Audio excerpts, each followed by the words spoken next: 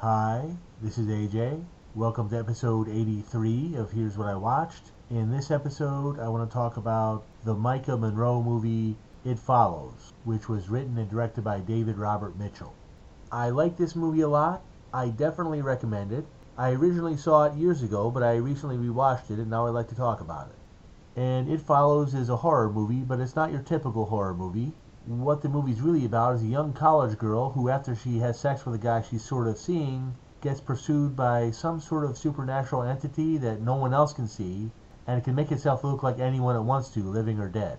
And this thing never moves any faster than a walking pace, but it doesn't need to take any breaks. It just keeps coming and coming and coming. If it ever stops, it's just doing it to mess with you. And she gets told the only way to get rid of this thing is to have sex with someone else and pass it on to them, like some kind of supernatural STD or something.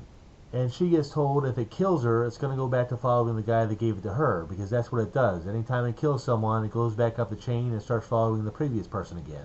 And so most of this movie is just the girl, once she accepts the thing is real, trying to figure out how to get the hell away from it, and how to convince her friends to help her because they can't see it and don't know what the hell she's talking about at first. So yeah, this is a supernatural horror movie, but it's not the kind of movie that's throwing stuff in your face every 5 minutes. And you never see the thing's true form. There's no scene where the thing turns out to be some CGI demon with 100 mouths or some stupid crap like that. It always looks like a person. Every time you see this thing on screen, it always just looks like a person. It usually looks like someone who doesn't belong wherever they are, but it always looks like a person.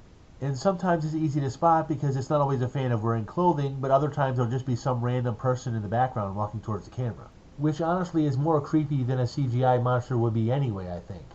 And the ending of It Follows could have been a little less ambiguous, but overall I thought it was a very creepy, very atmospheric, very well put together movie, and I would absolutely recommend it.